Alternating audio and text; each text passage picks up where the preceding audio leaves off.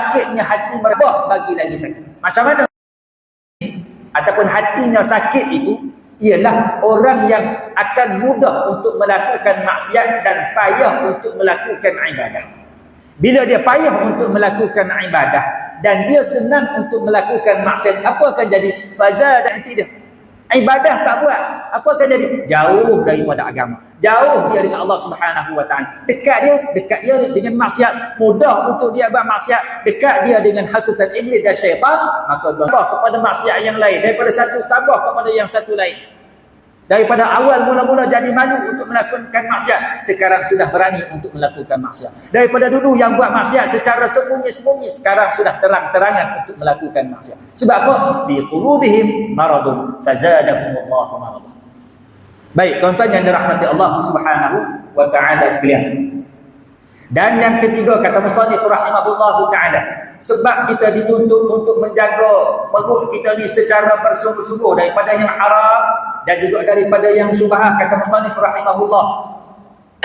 Yang ketiga ialah bahawasanya yang makan akan makanan yang haram dan yang syubhat itu ditegahkan akan dia daripada mengerjakan kebajikan, dan jika mengerjakan ia akan dia nescaya tiada diterima daripadanya dan tiada ada baginya melainkan penat jua. Hak tadi jadi payah nak buat ni, jadi payah dah. Kemudian kalau dia pun juga nak buat, tuan-tuan, maka amalan yang dia buat tersebut tidak diterima oleh Allah Subhanahu wa taala. Buat ibadah adalah sikit-sikit sebanyak. Bukan kata tak ada langsung, adalah juga sembahyang dalam keadaan malam-malam pun adalah juga. Kan sedekah adalah juga sikit-sikit. Sembahyang malam adalah juga sikit-sikit.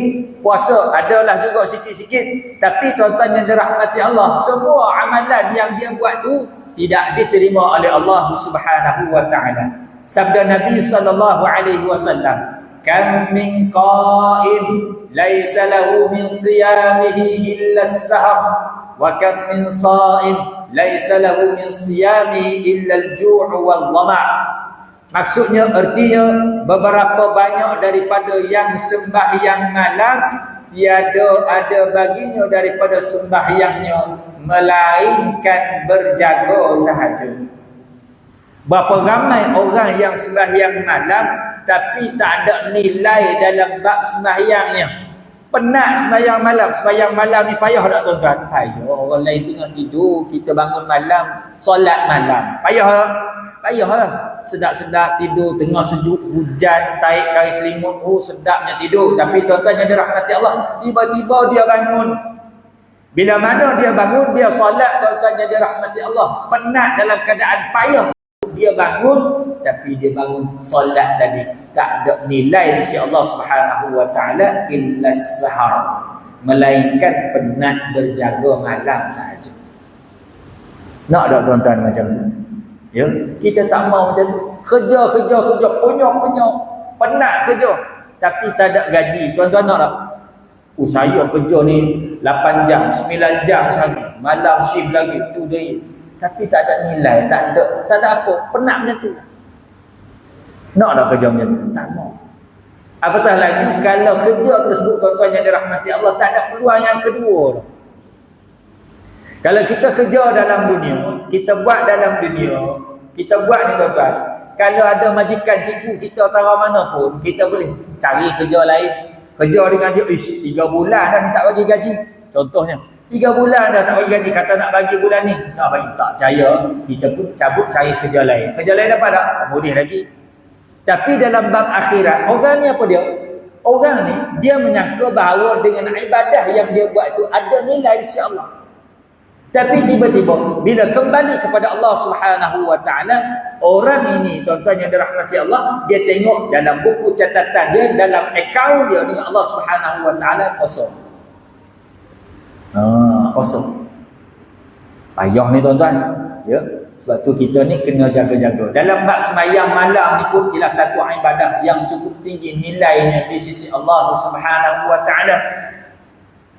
Kan kita baca dalam surah As-Sajdah, innama yu'minu bi ayatina alladhina idza dzukiru biha kharru sujada wa sabbahu bihamdi rabbihim wa hum la yastakbirun tatajafa junubuhum 'anil madaji'i yad'una rabbahum khawfan wa tama'an.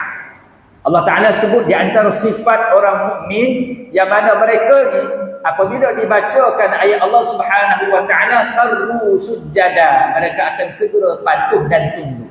Maka ciri mereka ni siapa? Tatajafa junubuhum 'anil madaji'. Mereka akan renggang lambung mereka ni. Maknanya mereka akan bangun malam untuk solat tuan-tuan, yang walaupun 2 rakaat untuk dia bersolat, tapi itulah sifat dia. Yad'una rabbahum khaufan wa tama'an.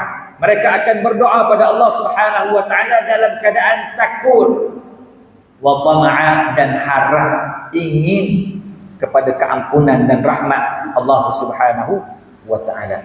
Bahkan dalam masalah qiyamul lail, menghidupkan malam, bukan hanya sekadar dalam bulan Ramadan, tuan-tuan yang dirahmati Allah, kita nak hidupkan malam ni sebelum Ramadan. Kita sekarang ni berada dalam bulan Rejab. Ya, kita minta dalam bulan Rejab ni apa dia tuan-tuan? Yang diajar dan selalu kita baca. Imam-imam baca. Allahumma barik lana fi Rajab wa Sya'ban wa ballighna Ramadan. Kita minta pada Allah, ya Allah, ya Tuhan kami, berkatilah kami pada bulan Rejab dan dalam bulan Sya'ban, yang walaupun hadis ni ialah hadis yang dhaif, kita baca tak ada masalah, untuk amalan tak ada masalah, untuk fadilat. Maka kita baca tuan-tuan, Allahumma barik lana fi Rajab wa Sya'ban wa ballighna Ramadan. Ya Allah, berkatilah kami pada bulan Rejab dan bulan Sya'ban, dan sampaikanlah kami ke bulan Ramadan. Apa yang kita minta? Kita minta keberkatan. Apa makna keberkatan? Berkat ni ialah berkekalan nikmat.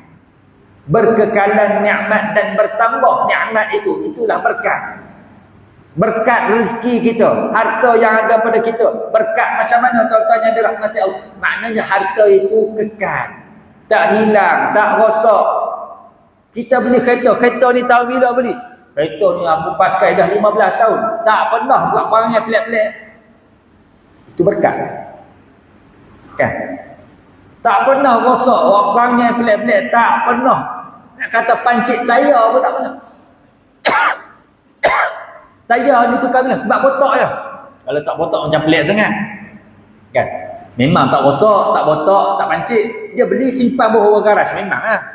Dak ni pakai 15 tahun ni, Allahu Akbar.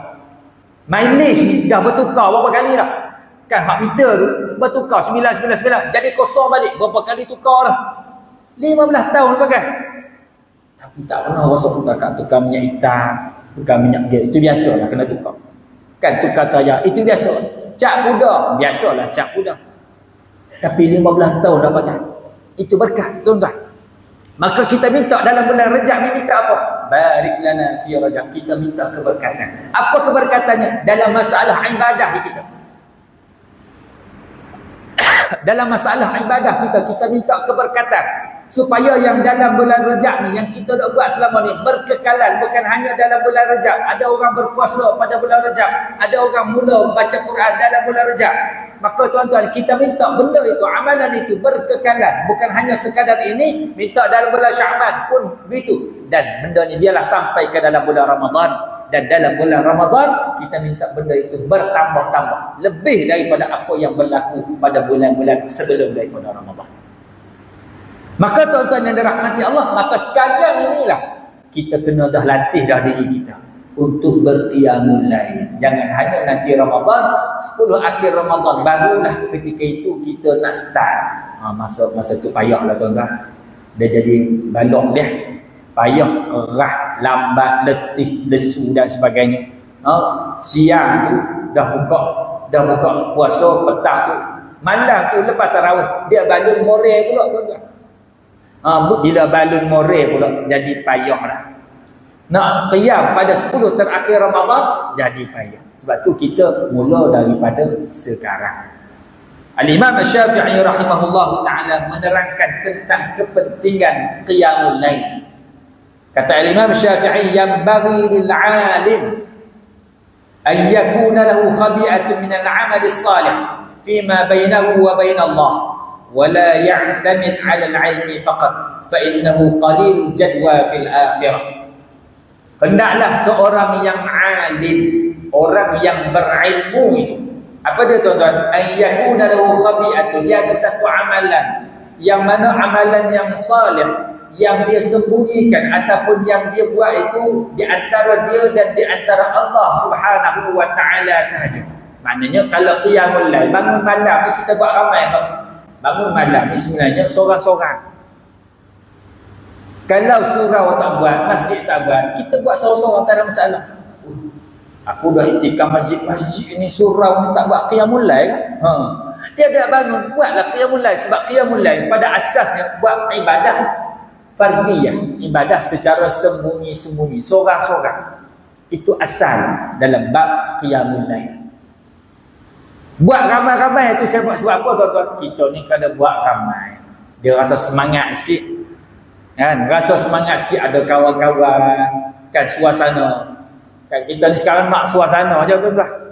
Boleh tahan suasana tu, kira malam ni keimam Allah Akbar, dia buat zikir munajat tu sedih.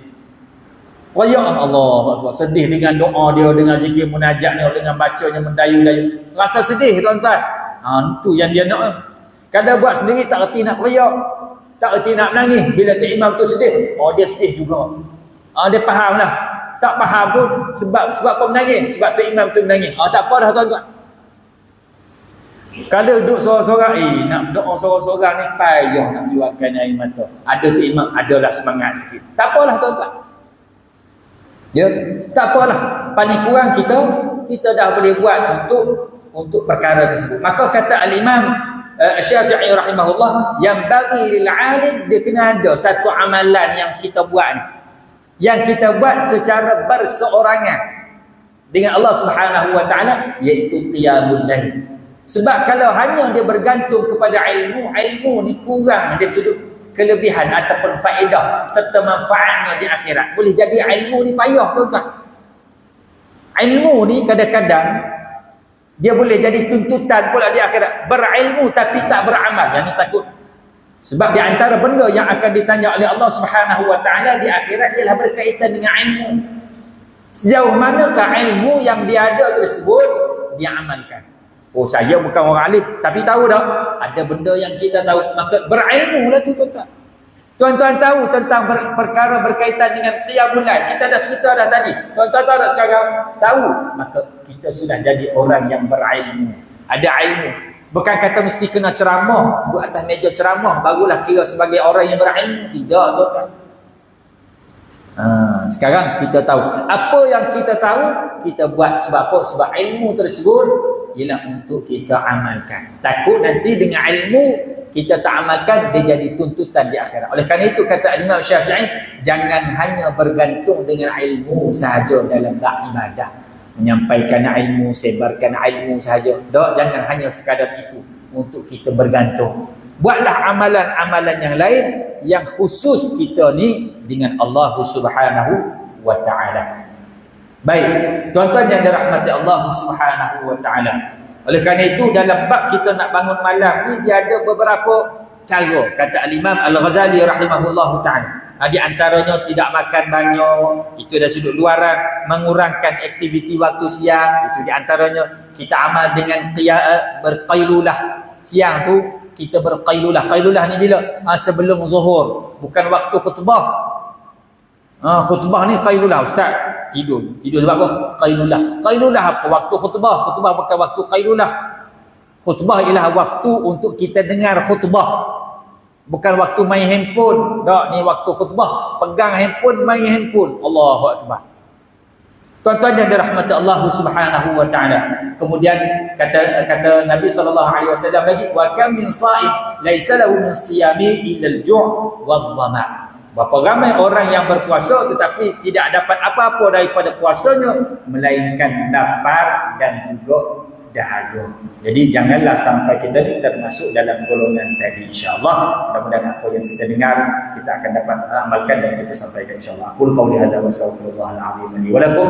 Wassalamu alaikum warahmatullahi wabarakatuh.